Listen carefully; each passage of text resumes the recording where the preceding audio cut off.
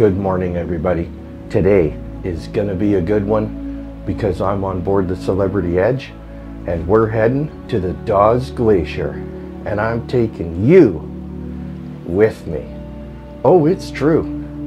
It's damn true. Stay tuned.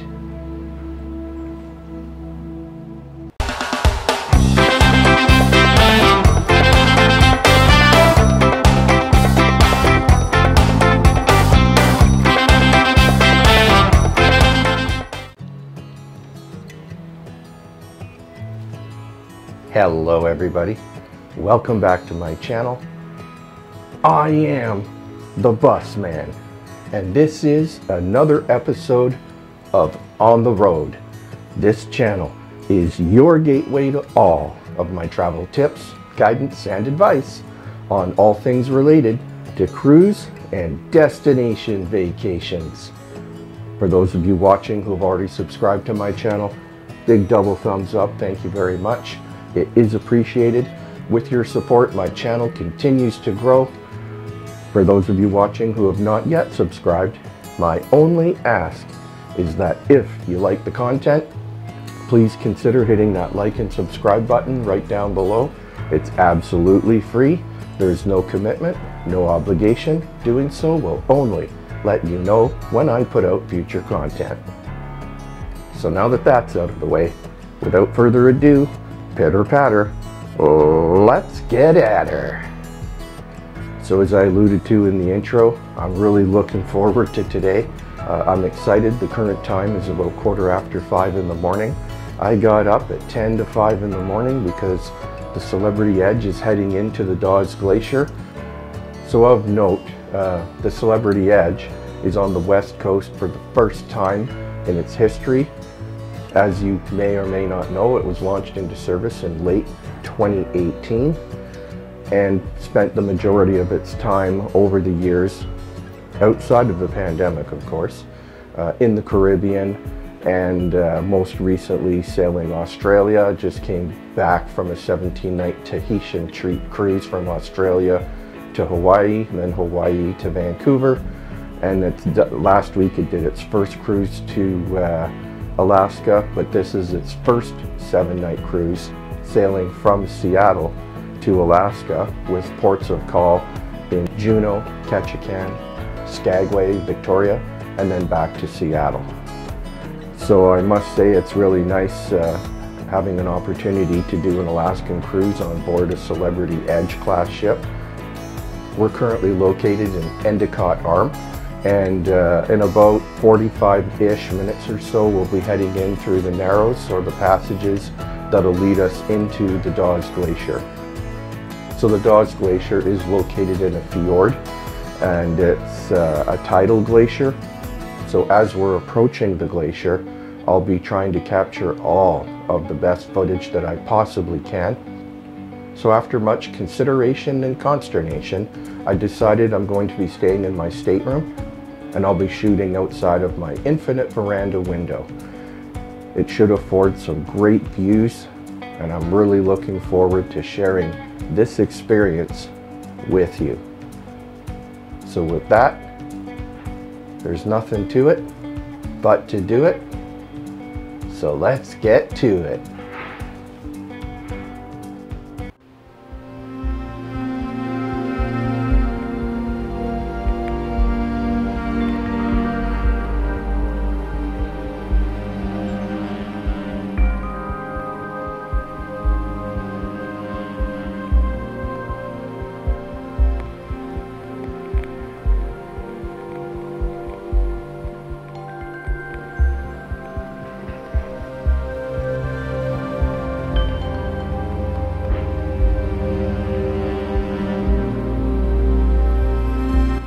So I have a few interesting facts about the Dawes Glacier as we make our way towards there.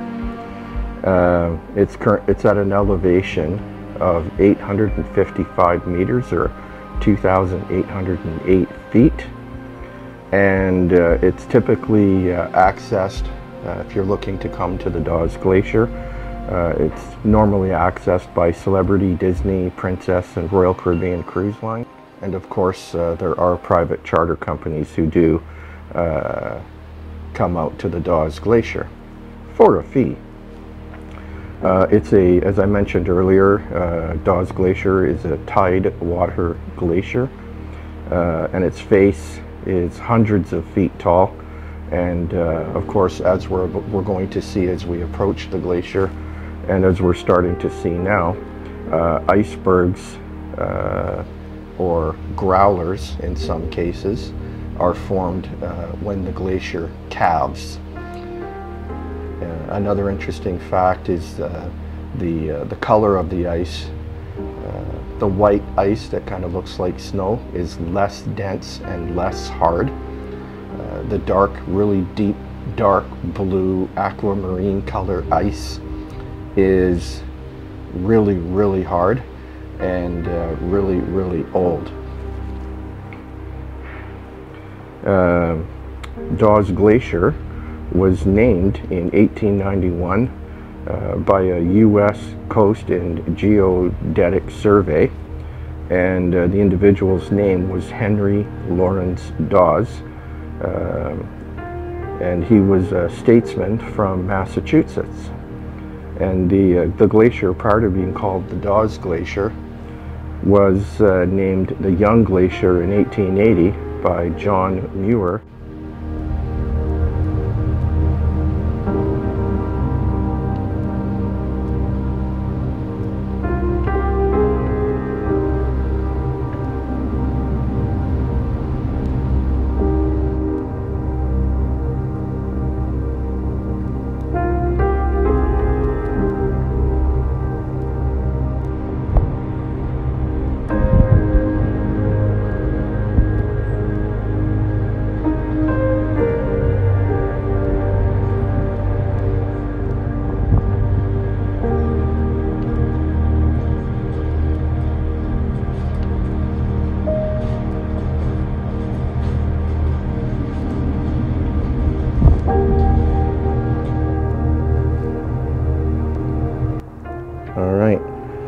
So as you can see, we're currently in the Narrows, but we've not yet arrived at the glacier.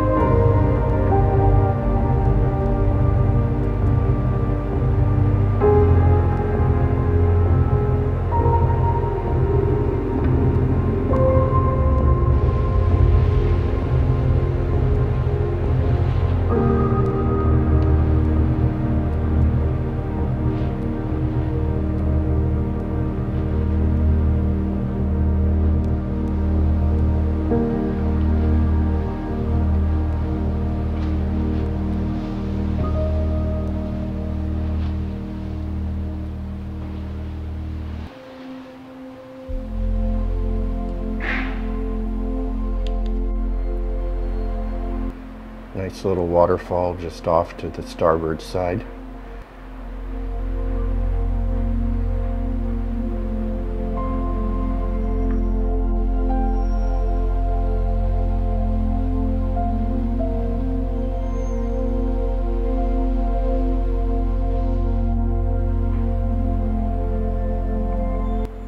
Absolutely stunning, picturesque, amazing. I can just never get enough of this.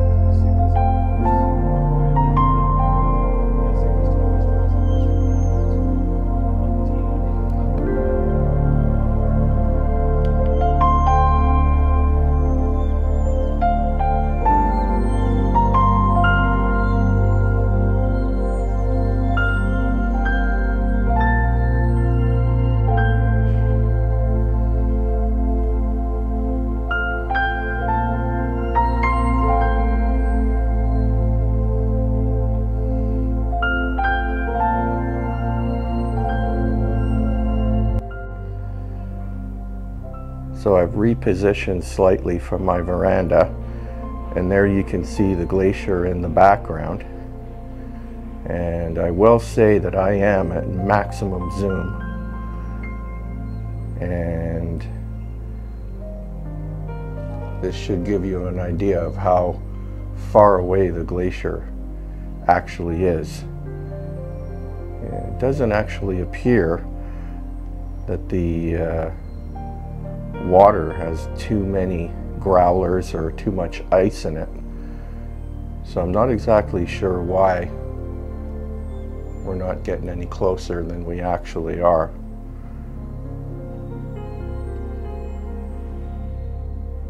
Again, we'll do what we can to get the best possible footage that we can get.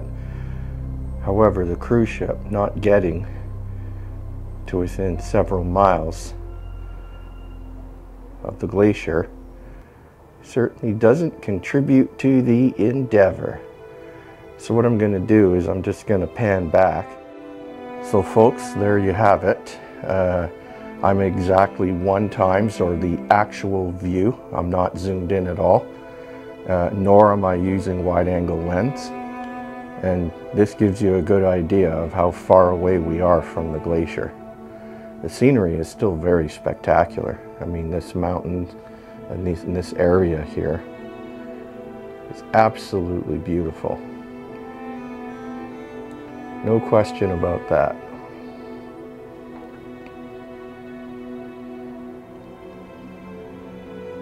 I do again say I'm somewhat surprised that we're not getting any closer to the glacier than we actually are.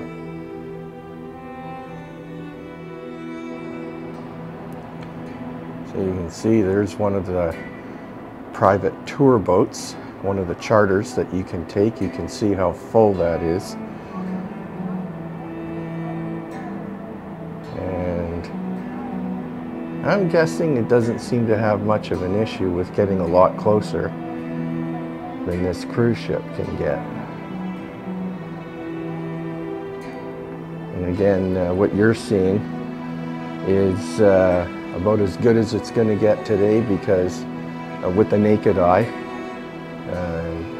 you can just barely see the glacier.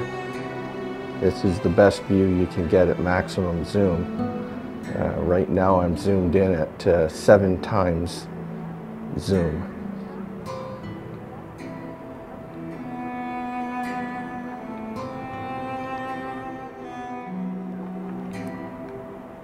And there they go. They're obviously getting nice and close.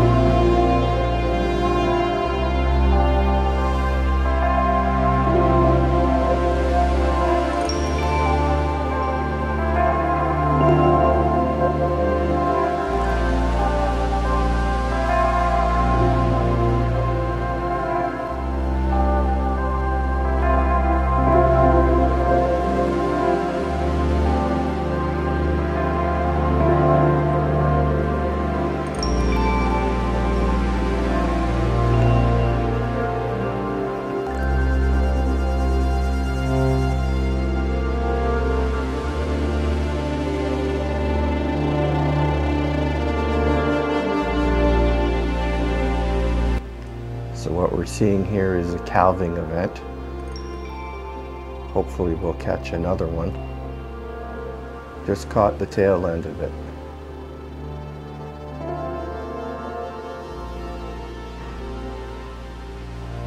So this is obviously a very active glacier.